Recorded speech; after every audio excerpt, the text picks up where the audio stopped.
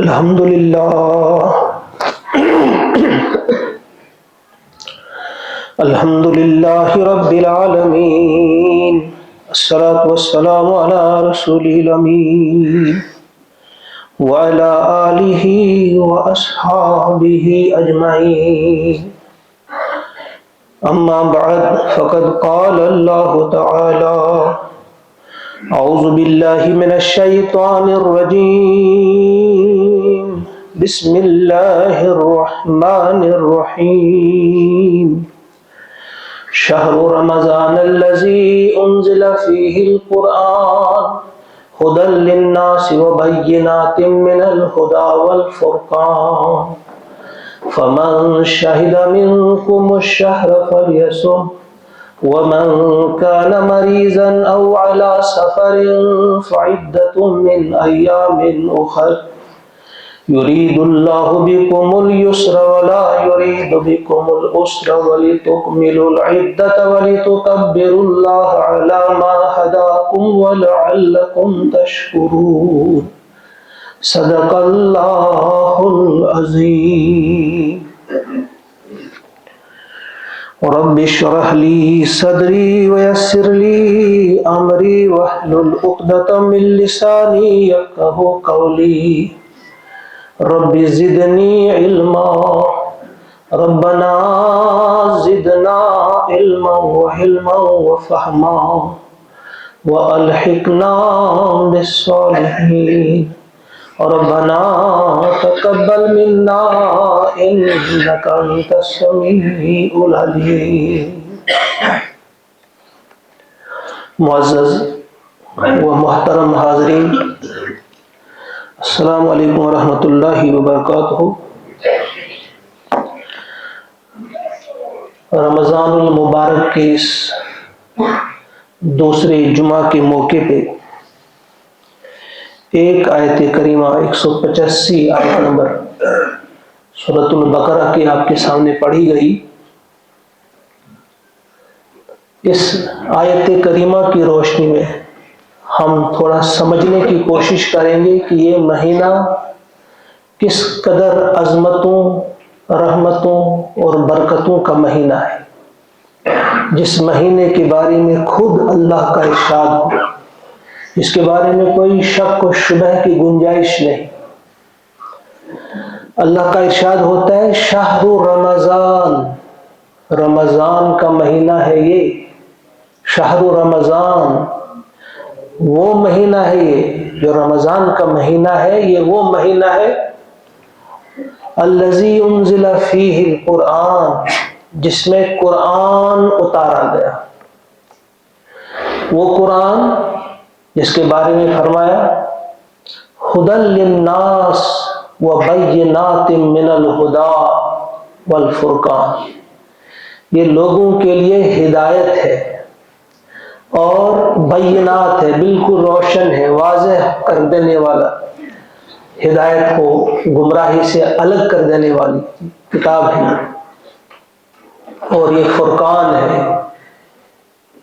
فرقان کسوٹی کو کہا جاتا ہے جو فرق کرنے والی ہو، حق اور باطل، صحیح اور غلط میں فرق کرنے والی، سیدھے راستے اور ٹیڑھے راستے میں فرق کر دینے والی یہ کتاب ہے.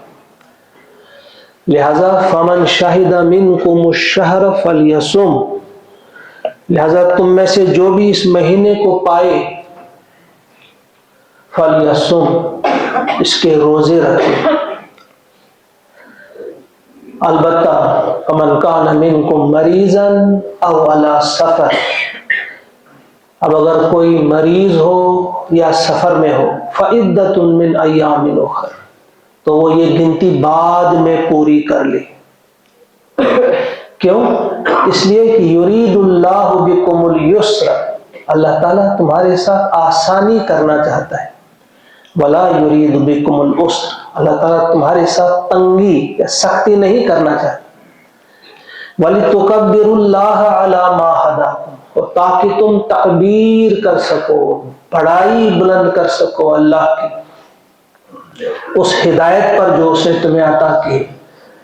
وَلَعَلَّكُمْ تَشْكُرُونَ، اور تاکہ تم اللہ تعالیٰ کا شکر ادا کر سکو۔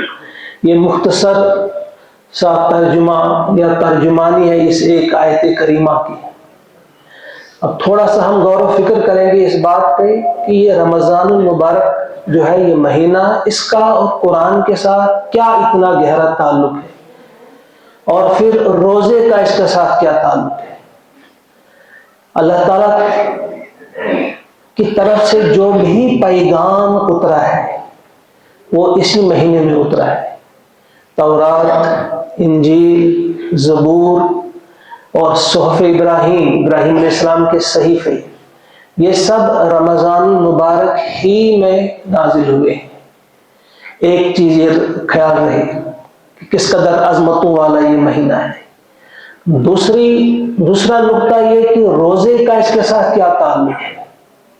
تو اس سلسلے میں بھی یاد رکھیے کہ تورات لینے جب موسیٰ علیہ السلام طور پہ گئے تو 40 دن کا روزہ رکھا۔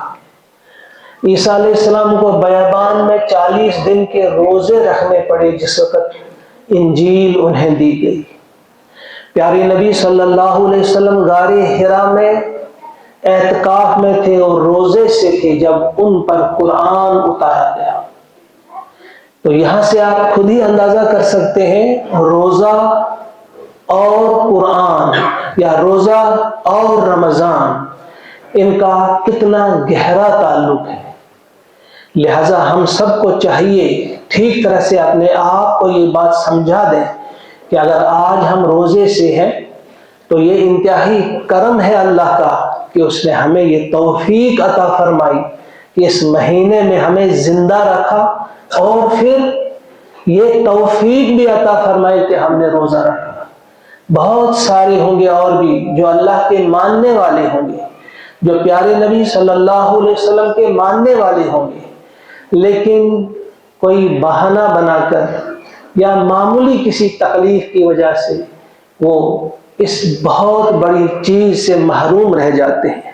علامہ ابن رجب، نام سنا ہوگا آپ نے ابن رجب کا رحمت اللہ تعالی علیہ، انہوں نے کہا ہے فمن حرم خیرہ فہو محروم، کہا یہ جو مہینہ ہے اگر کوئی شخص ایسا ہو کہ محروم رکھا گیا اس سے خیر، یعنی اس مہینے میں وہ خیر سمیٹنے میں وہ ناکام رہا تو وہ محروم ہے، وہ انتہائی محروم ہے کہ اس مہینے میں بھی جسے توفیق نہ ملے اللہ کے ساتھ اپنا تعلق مضبوط کرنے کا، قرآن کے ساتھ تعلق مضبوط کرنے کا۔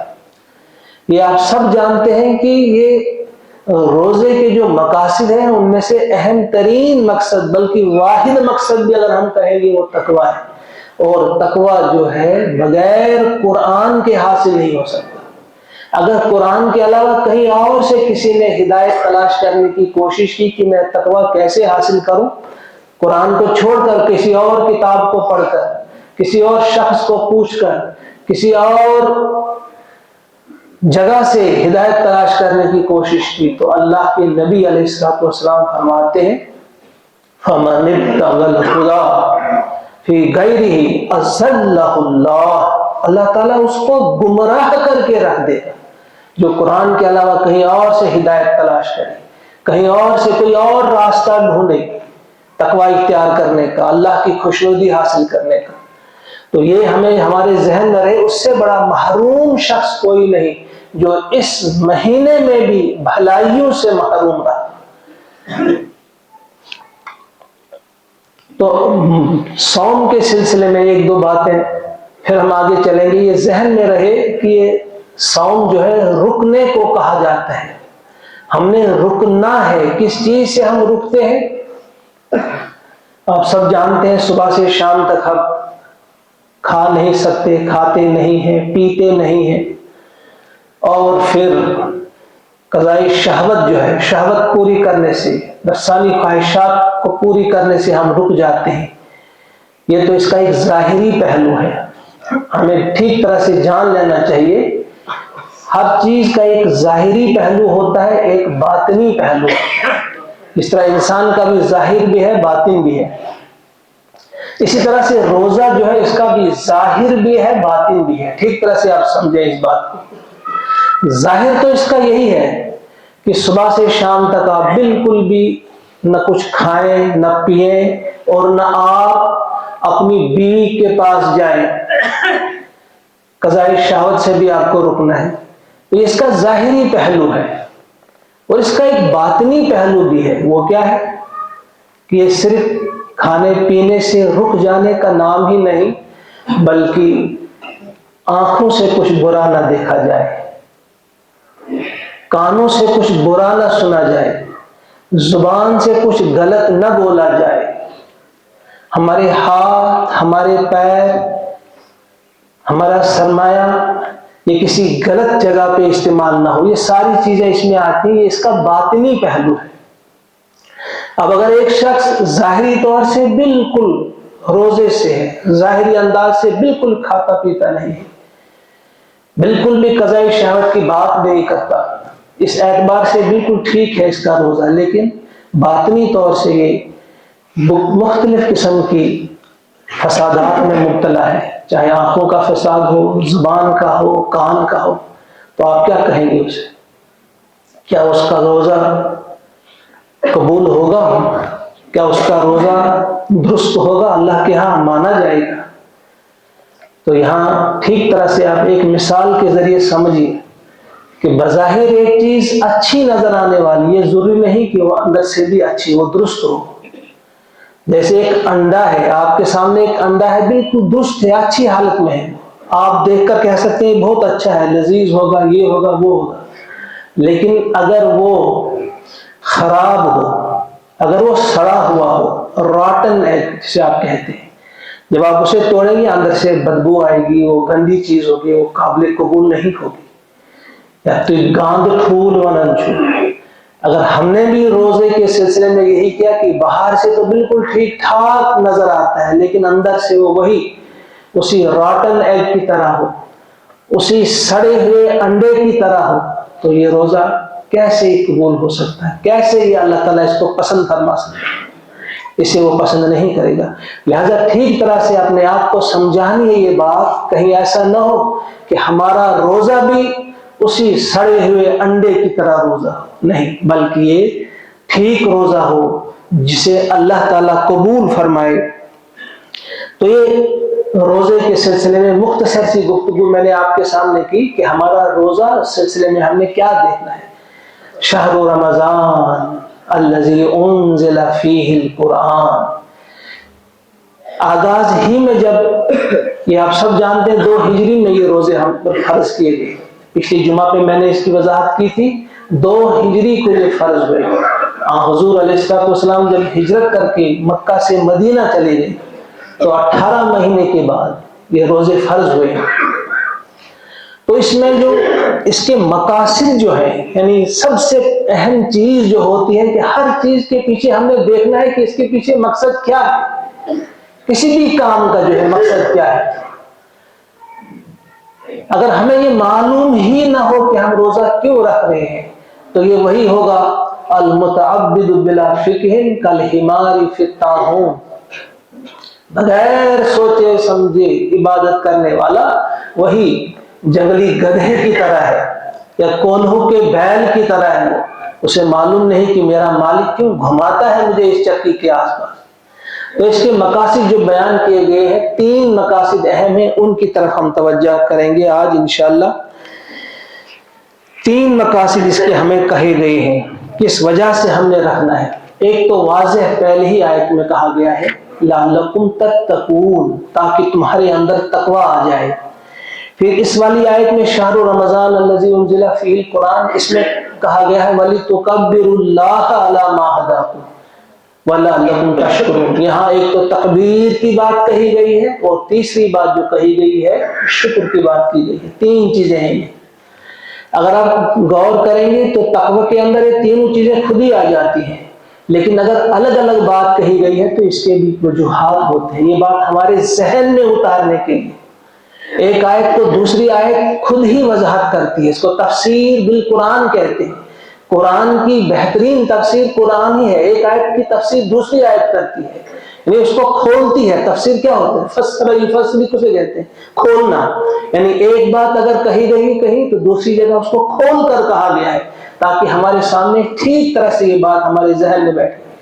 اس لیے کہا جاتا ہے کہ اگر ہم غور و فکر کریں صحیح انداز سے قرآن پاک پر تو آپ کو کہیں ادھر ادھر جانے کی ضرورت ہی نہیں ہوگی. قرآن خود ہی آپ کو بتا دے گا کہ میرا مطلب کیا ہے، میں کیا آپ سے چاہتا ہوں.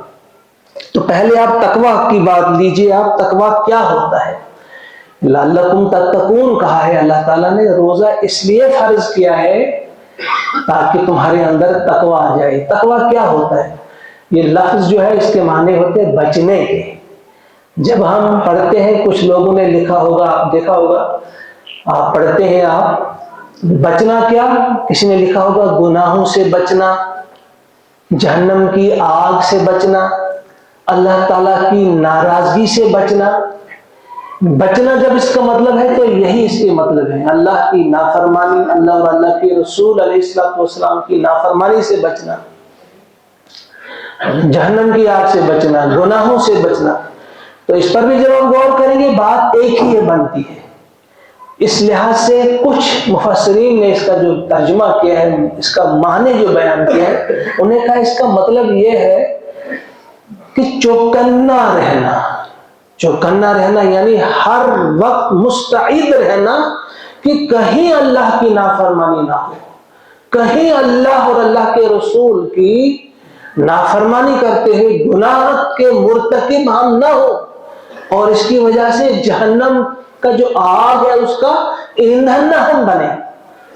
تو کچھ لوگوں نے اس کو چوکنا رہنے کا ترجمہ بھی کیا ہوگا، آپ نے وہ بھی پڑھا ہوگا.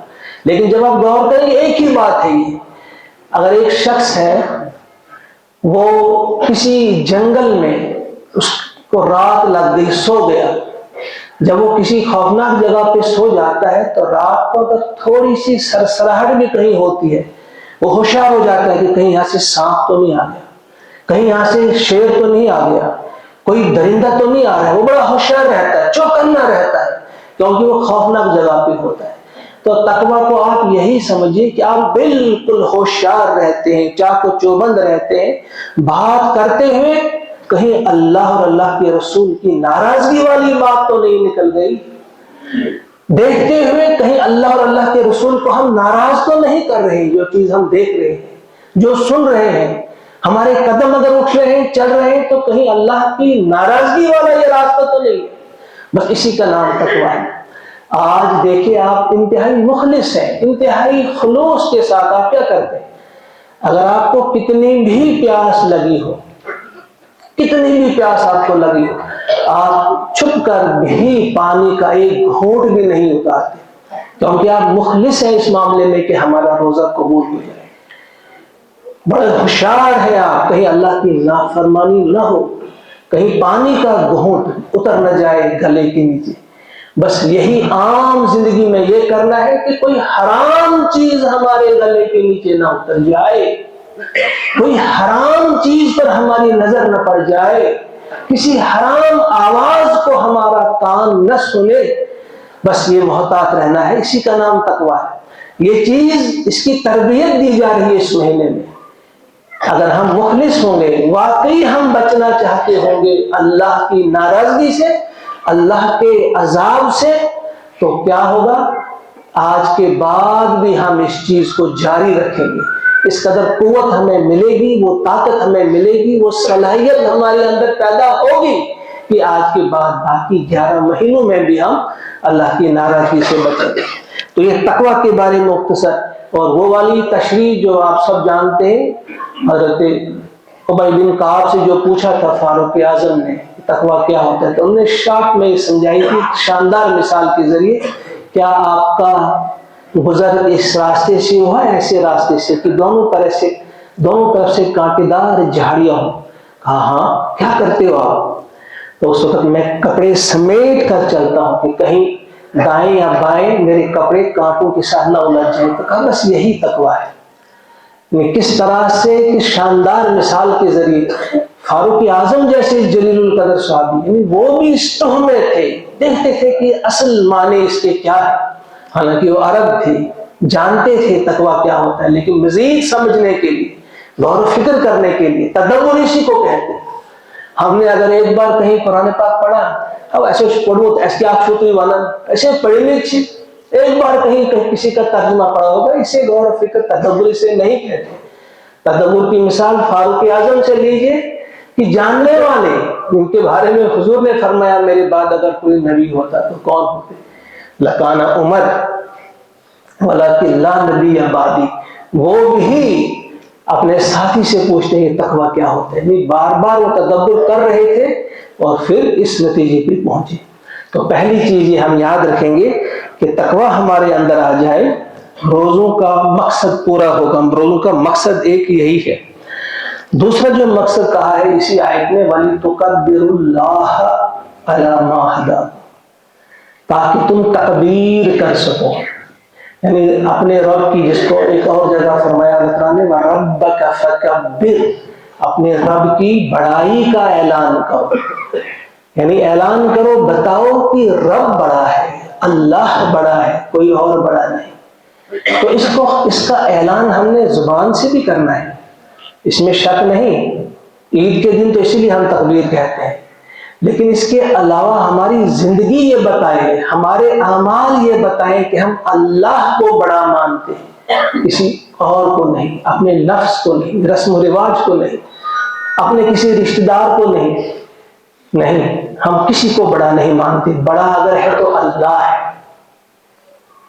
اذان ہوتی ہے، اگر ہم اذان سن کر مسجد کی طرف آ گئے تو ہم نے یہ اعلان کیا وَلِتُكَبِّرُوا اللَّهَ کہ اللہ بڑا ہے. سارے کام چھوٹے ہیں، سارے مسائل جو ہے چھوٹے ہیں، بڑا مسئلہ جو ہے اللہ کی اطاعت.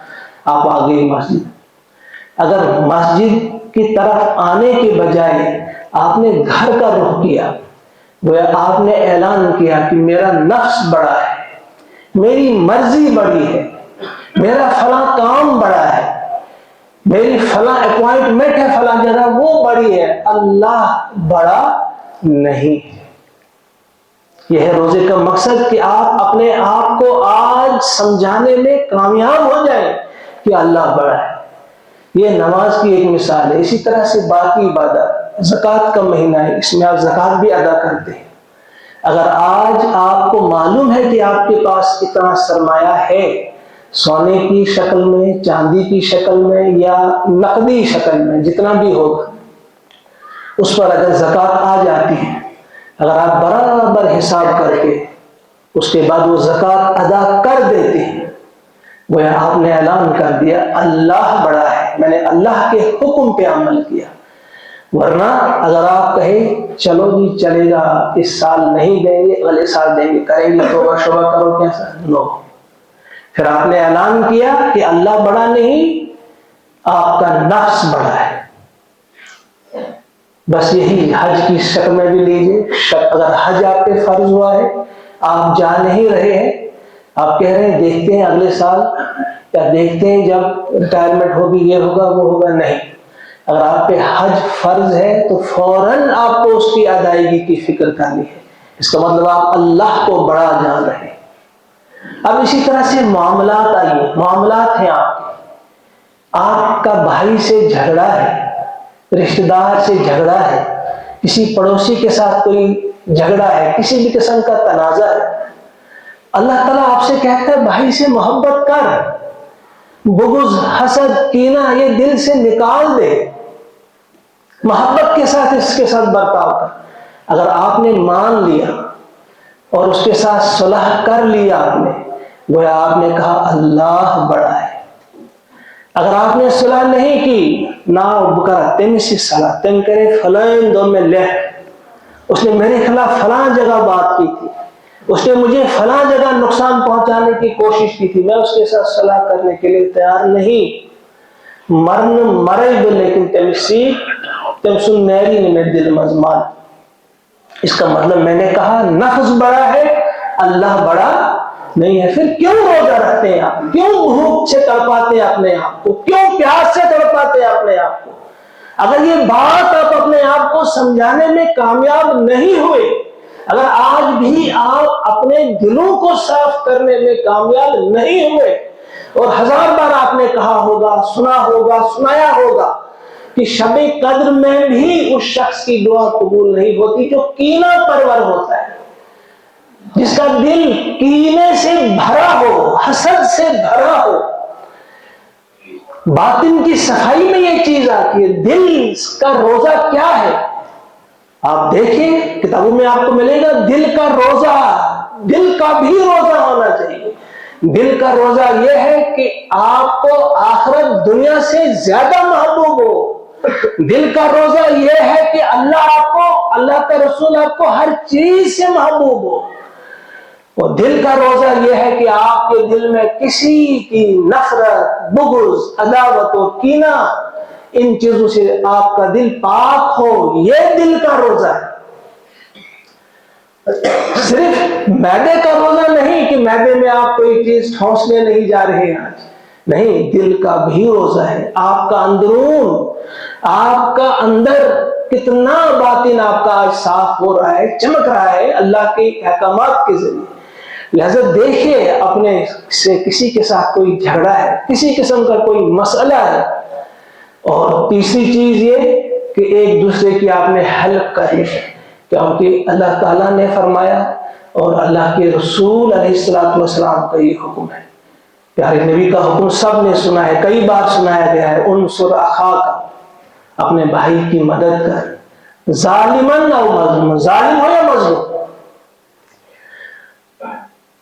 صحابہ نے عرض کیا مظلوم کی مدد تو سمجھ میں آتی ہے، ظالم کی کیا مدد کریں؟ کہا کہ اس کا ہاتھ روک لو آپ ظلم سے، وہ ظلم نہ کرے۔ یہ ہے آج کا یہ روزہ ہمیں سکھاتا ہے۔ دیکھو کون ظلم کر رہا ہے، ظالم کو روک لو، مظلوم جو ہے اس کی داد رسی کر لو۔ سورہ حجرات میں وَإِن طَائِفَتَانِ مِنَ الْمُؤْمِنِينَ اقْتَتَلُوا فَأَصْلِحُوا بَيْنَهُمَا، اگر دو ایمان والے آپس میں لڑ پڑتے، جھگڑا کرتے، تیسرے کا فرض ہے یہ، جس طرح نماز ہے، روزہ ہے، حج ہے، زکوٰۃ ہے، فرض، اس طرح سے فرض ہے کہ تم ان کے بیچ صلح کراؤ۔ فَأَصْلِحُوا بَيْنَهُمَا، کیا ہم صلح کرواتے ہیں؟ اگر آج ہمارا دل تیار ہوتا ہے، ہمارا ذہن تیار ہوتا ہے اس چیز کے لیے کہ آج کے بعد ہم دیکھیں گے جو دو بھائی بھی لڑ رہے ہیں، کوئی بھی ہو، ان کے ساتھ آپ کی کیسی بنتی ہے، کیسی نہیں بنتی، ایمان والے ہیں، ان کو آپس میں صلح کروانی ہے، یہ حکم ہے اللہ کا۔ اگر اس کے لیے آپ تیار ہو رہے ہیں تو گویا آپ نے اللہ کو بڑا مانا، ورنہ آپ نے نفس کو بڑا مانا۔ آپ کا بھائی آپ کی مدد کا محتاج ہے، کسی بھی قسم کی مدد ہے، آپ پیسے کے ذریعے اس کی مدد کر سکتے ہیں، اگر وہ غریب ہے پیسے کے ذریعے مدد کریں۔ کبھی کبھی ایک امیر انسان بھی محتاج ہوتا ہے، اسے کہیں راستے کی ضرورت ہوتی ہے، آپ سے کہتے ہیں تھوڑا سا راستہ مجھے دو، آپ اس کی مدد نہیں کر رہے ہیں۔ اگر امیر بھی ہے اس کی مدد کرنا بھی آپ پر فرض ہے۔ تو یہ اللہ کا حکم ہے کہ اپنے بھائی کی مدد کرو۔ اگر آپ مدد کر رہے ہیں گویا آپ نے اپنے رب کو بڑا مانا، بڑا جانا، اور اپنے نبی علیہ السلام کو بڑا جانا، ورنہ اپنے نفس کو اور اپنے خیال کو اور اپنی سوچ کو آپ نے بڑا جانا۔ تو یہ دو چیزیں، پہلے تقوی، دوسرا جو تھا تکبیر رب، اور تیسری ہے شکر۔ یہ شکر کیا ہے؟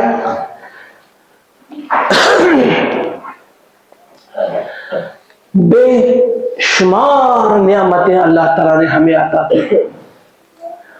آج جب ہم بھوکے رہتے ہیں ہمیں پتہ چلتا ہے اللہ تعالیٰ نے ہمیں کھلا کر کتنا بڑا ہم پر احسان کیا ہے۔ شکر کے جذبات امڑ آتے ہیں، شکر کے جذبات امڑ آتے ہیں۔ کتنے لوگ ہیں جنہیں کھانے کے لیے کچھ نہیں ہوتا، لوگوں کے دروازوں پہ جا کر وہ بھیک مانگنے پہ مجبور ہوتے ہیں کچھ دو کھانے کے لیے۔ کتنے لوگوں کو آپ دیکھتے ہیں بغیر چھت کے آسمان تلے اپنی وہ زندگی بسر کرتے ہیں، راتیں گزارتے ہیں، کتنے لوگ ہیں۔ تو ان چیزوں کو دیکھ کر، بے شمار نعمتوں کو دیکھ کر اللہ تعالیٰ کے احسانات کو یاد کر، اور اگر یہ چیزیں نہ بھی ہوں، گھر بھی نہ ہو، کھانے کے لیے بھی کچھ نہ ہو، لیکن اگر آپ کو عافیت والا جسم عطا کیا اللہ تعالیٰ نے، آپ بیمار نہیں ہیں، آپ کچھ کام کر سکتے ہیں، آپ خود اٹھ کر ہاتھ پیر اپنے دھو سکتے ہیں، تو ان چیزوں کو دیکھ کر آپ کے اندر شکر کے جذبات امڑ آئے گی اور آپ اللہ کے سامنے جھک جائیں گے۔ تو یہ بے شمار فائدے ہیں اس روزے کے، ظاہری فائدے بھی ہیں اور باطنی فائدے بھی ہیں۔ جیسے ایک ظاہری فائدہ جو ابھی ظاہری صورت میں کر رہا تھا، تو ظاہری ایک فائدہ پیارے نبی صلی اللہ علیہ وسلم نے فرمایا سومو تصحو، روزہ رکھا کرو صحت مند ہو جاؤ گے، یہاں حضور کا فرمان ہے۔ وہ اس کا ایک ظاہری پہلو بھی یہ ہے کہ اس سے ہماری صحت بھی درست رہتی ہے، اس سے ہم تندرست ہو جاتے ہیں، اور اخروی فائدہ بھی اس کا ہے۔ اخروی فائدہ کیا ہے؟ فرمایا پیارے نبی صلی اللہ علیہ وسلم نے، میں نے ایک حدیث بھی آپ کے سامنے پڑھنے کی، وقت تو ہو گیا، اس کا ایک ٹکڑا کہوں گا میں صرف، کہ الصوم جنۃ حصن حصین من النار، روزہ جو ہے یہ ڈھال ہے اور یہ مضبوط قلعہ ہے آگ کے مقابلے میں، یعنی جہنم کی آگ سے بچانے والی یہ چیز ہے۔ اس کا اخروی فائدہ ہے یہ کہ آخرت میں آپ کو یہ جہنم کی آگ سے بچائے گا۔ آپ سب جانتے ہیں جہنم کے 7 دروازے ہیں، قرآن ہمیں کہتا ہے، قرآن میں یہ آیت ہے لہا سبعۃ ابواب، جہنم کے 7 دروازے ہیں، اس کے مقابلے میں جنت کے 8 دروازے ہیں۔ ذہن تو یہ کہتا تھا جب جہنم کے 7 دروازے ہیں، جنت کے بھی 7 ہوں، لیکن جنت کے 8 ہیں، وہ 8واں خصوصاً آپ کے لیے، روزہ داروں کے لیے ہے۔ اس کے بارے میں حضور علیہ السلام نے فرمایا کہ اس میں کوئی داخل نہیں ہو سکتا ہے، کوئی بھی اس میں داخل نہیں ہو سکتا الا الصائمون، سوائے روزہ دار کے، بس روزہ دار ہی اس دروازے سے داخل ہو سکتے ہیں۔ وہ یہ ایک خاص اعزاز ہے اس روزے کا۔ تو یہ روزے آپ نے دیکھا ہے ظاہری پہلو اس کے کتنے شاندار ہیں، اور اس کے باطنی پہلو بھی کتنے شاندار ہیں، اور اخروی نتائج کے اعتبار سے کامیاب ترین انسان وہی ہوگا جس نے اپنے روزے کی حفاظت کی ہو، لیکن دھیان سے اس نے اس بات کی طرف دھیان دیا ہو اچھی طرح سے کہ اس کا روزے کا ظاہری پہلو بھی اس نے مد نظر رکھا، اس کا باطنی پہلو بھی مد نظر رکھا۔ اللہ تعالیٰ سے دعا ہے کہ ہم سب کو توفیق عطا فرمائے کہ ہم سمجھنے والے بنے، کہیں ایسا نہ ہو جو اللہ تعالیٰ نے فرمایا ہے عاملۃ ناصبۃ تصلی نارا حامیہ، یعنی اس دن کتنے لوگوں کو آپ دیکھیں گے انہوں نے اتنی عبادات کی ہوں گی کہ اپنے آپ کو تھکا دیا ہوگا۔ عاملۃ ہوتا ہے عمل کرنے والے، ناصبۃ ہوتا ہے تھکا دینے والے اعمال، بھوکے بھی رہے ہوں گے، تہجد بھی ادا کی ہوگی، تراویح بھی ادا کی ہوگی، پتہ نہیں کتنے نیک اعمال کیے ہوں گے، مگر تسلا نارن حامیہ، بڑھتی ہوئی آگ میں ان کو پھینک دیا جائے گا۔ وہ اسی لیے ہوگا جب ہمیں مقاصد معلوم نہیں ہوں گے کہ یہ روزہ تھا کیوں رہے ہم بھوکے پیاسے، کیوں رہے، مقصد کیا تھا اس کا۔ اسی طرح سے حج کا، زکوٰۃ کا، تو یہ مقاصد ان پہ نگاہ رہے ہماری۔ اللہ تعالیٰ مجھے بھی آپ کو بھی توفیق عطا فرمائے۔ ربنا تقبل منا انک انت السمیع العلیم۔ السلام علیکم ورحمۃ اللہ وبرکاتہ۔